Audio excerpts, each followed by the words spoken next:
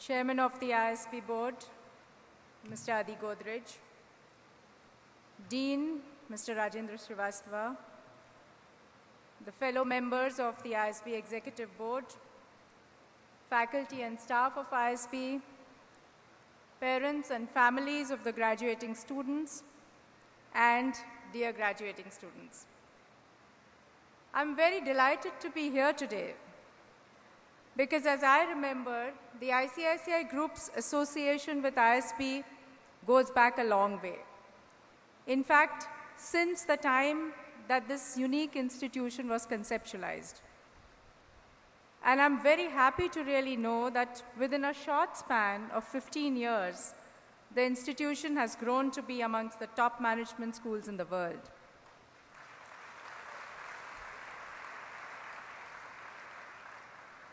I've been personally associated with the ISB for several years now as a member of the executive board.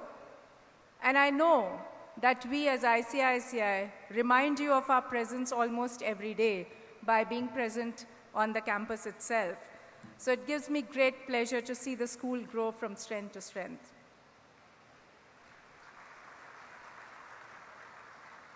I'd like to congratulate all of you, the graduating students, for whom this day, this moment, is not only an extremely happy one, but also a very proud moment. Because your graduation marks a new beginning in your life, and you have the advantage of graduating from one of the finest management schools. So heartiest congratulations to all of you. I would also like to congratulate the faculty because it is their effort and their guidance that help the students hone their skills and bring out the best in them. So my compliments to all of you. And special set of congratulations to the families of the graduating students because it's your support and your encouragement that is actually bearing fruit today. Congratulations. Well, each one of you, as you enter the world or maybe re-enter the world again, I'm sure is already dreaming of leadership. Because some of you may have come from an entrepreneurial background. Some of you would be preparing to join the corporate world. Some of you would be thinking of starting your own enterprise. And in this context, I thought I'd just tell you about the multiple forces that are interacting or impacting businesses today and their impact on leadership. I think the two major trends that are impacting the world today is, first of all, technology. Most of you who are present here today may not actually remember what life was before the forces of digital technology and communications began to transform our lives. Indeed, even old people like me, who've spent a large part of our lives in the pre-digital world, so to say, now find it difficult to recall how we were living without this continuous connectivity. Even at our age, we experience the FOMO if we are not continuously connected.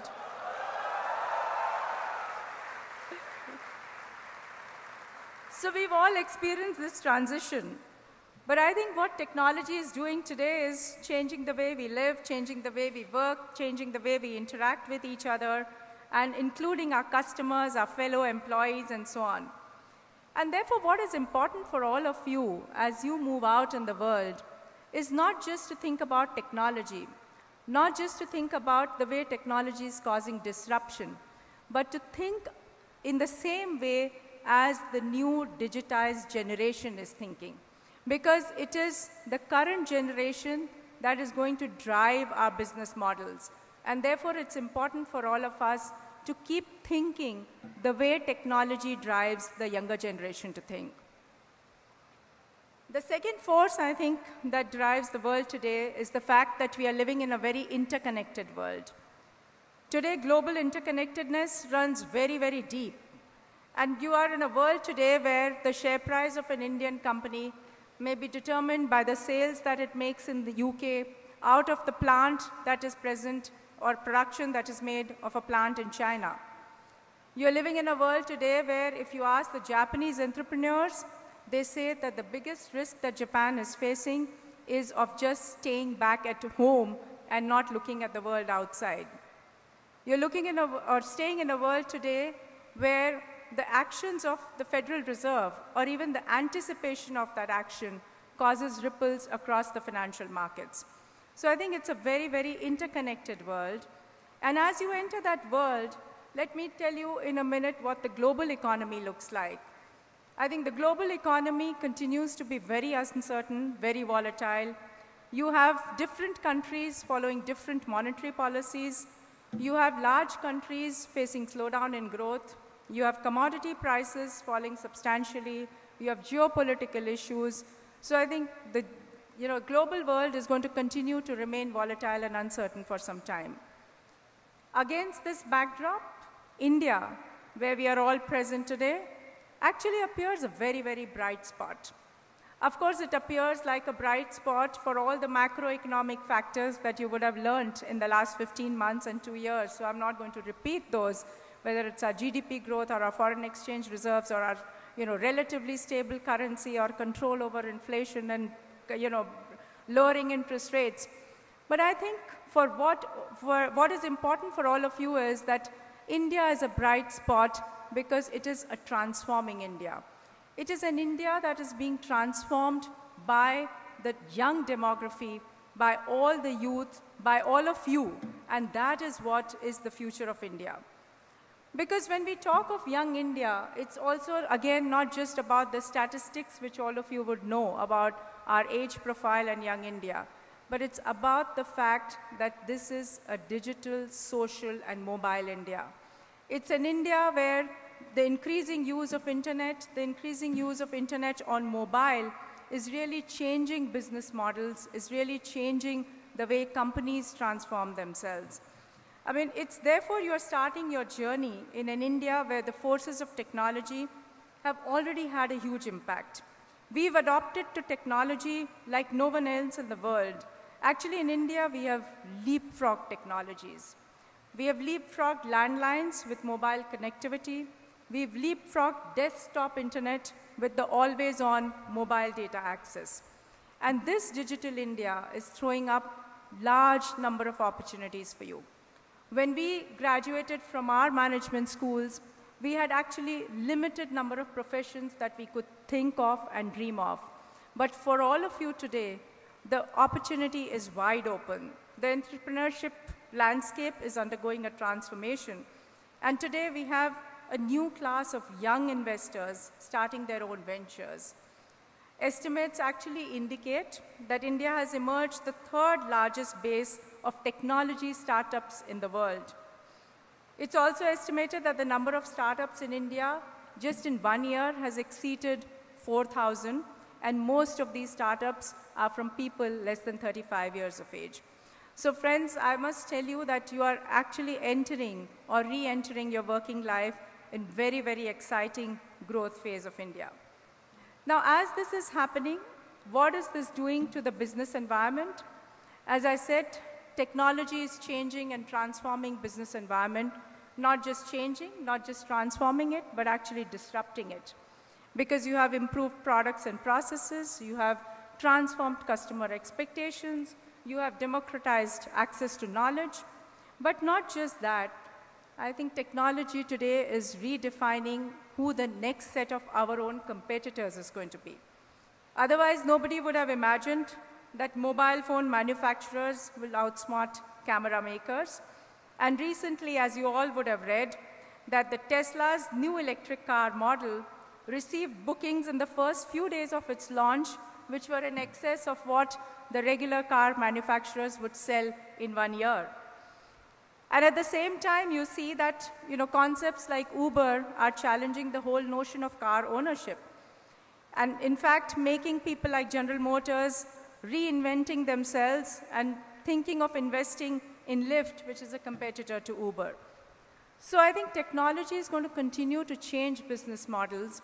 And as you step out into this world again, you have to look at how disruptive technology can be and how technology will change business models. But there's one thought that I want to leave with all of you when we talk of disruption. because everybody says technology is disruptive and it's going to disrupt companies. In my view, what technology does is that it disrupts the way we think. It disrupts the way we act. It disrupts our business models. But if the companies, if the organizations, if the enterprises adapt to these new models, keep reinventing themselves, then it's not the companies that get disrupted, it's the business models that get disrupted. And for all of you, as you enter the world, this is what you have to remember. You have to use technology to disrupt the way your enterprises have been thinking. You have to use technology to disrupt the business models that have been existing. But you have to actually, therefore, use technology to create a more sustainable future for the enterprises that you would be associated with. So as you enter the world in this environment, maybe a few leadership lessons also for all of you. I think the first leadership lesson is that you have to keep learning all the time. With all the changes that I spoke about, skills become obsolete in no time. Opportunities fade away in no time. New opportunities keep arising all the time, and business models keep changing. So while all of you would be thinking that you are actually graduating from the finest business school, and this is probably end of your learning, well, to some extent it may be end of an academic learning, but it is just the beginning of your learning of your life in the new world.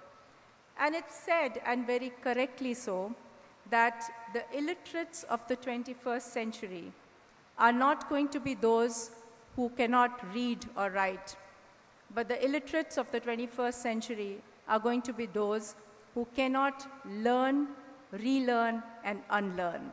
So all of you will have to keep learning, keep relearning, and unlearning.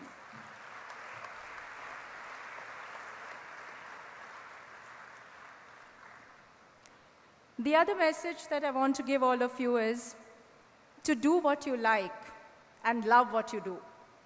As I said, when we graduated out of our management schools, maybe we had many limited opportunities and careers that we could think of. Today, you have tremendous options and tremendous number of opportunities in front of you. So you can really choose what you like, and you can really choose what you love to do. But also remember that it's a competitive world out there. So once you decide what you like, you better love it, you better be passionate about it, you better excel in it, because that's the only way you're going to be able to do a good job of what you've set out to do. So you should always remember that you would want to do and you should do what you like, but you have to really love what you do and excel in it each day as you work through it. The third and the very important thing that I want to leave as a message to all of you is that in your journey, whether it's professional, whether it's entrepreneurial, or whether it's personal, you need to, in this dynamic world, realize the importance of balance. I think this Chinese concept of yin-yang is a beautiful metaphor to describe this. Because as business leaders, you will be constantly challenged by conflicting choices. You will have to continuously seek the right balance. You'll have to continuously find the yin for the yang and the complementary yang for the yin to arrive at an equilibrium in this very volatile world. And you'll have to look at a number of balances. The first balance is about finding the balance between opportunities and risks. Because as the environment changes, you have a lot of opportunities, but you also will see a lot of risks. And it is really you who has to identify the opportunities and mitigate the risks. And especially in this volatile environment, it's very easy to actually get very scared about the risks and miss the opportunities. But it is in these volatile environments itself that the brave find the right opportunities and move with them.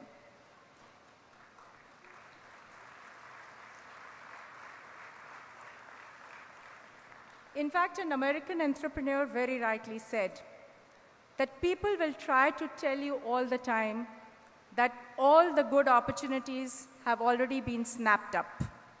But in reality, the world changes every second, blowing new opportunities in all directions, including yours. So friends, as you move out, there will be tremendous opportunities. You have to sense the wind blowing in your direction and pick those right opportunities. The second balance that you will have to achieve is the balance between vision and execution. Again, as leaders, you should always dream big. You should always set a huge goal, a huge destination for yourself. But at the same time, remember that sometimes we get so caught up in our vision that we fail to notice the changing realities, or we fail to notice the micro parts of execution that are required to make our dream into reality. So in this volatile world, again, you have to set a vision for yourself that is very, very high, but you have to keep rechecking that vision with the ground realities, and that's how you will keep moving forward. And finally, I think the balance that you will have to achieve in today's day and age is between sustainability and agility. As I said, we as leaders have to always focus on creating sustainable business models for our enterprise. But at the same time, in this changing world, we have to be very, very agile to keep tweaking those business models as the environment changes, as the disruptions happen. So this right balance between sustainability and agility is what will be required of all of you as you step out in the real world now.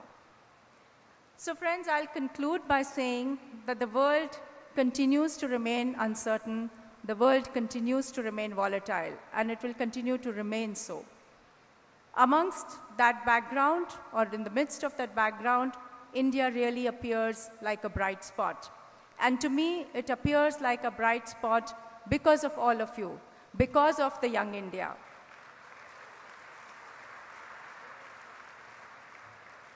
And as future leaders in this dynamic business environment, you have to grow yourself every day. You have to learn every day. You have to compete every day. You have to convert your dreams into reality. You have to confront challenges with conviction. But do not hesitate to dream big. Do not also fail to back it up with actual hard work. Continue to find the opportunities amongst the risks. Continue to create sustainable business models, but be agile to change them whenever required. And always continue to dream big and back it up with hard work. As you do so, I'm sure you will actually make a great destiny for yourself, but not just for yourself, a great destiny for our nation, and do your own school proud. Thank you.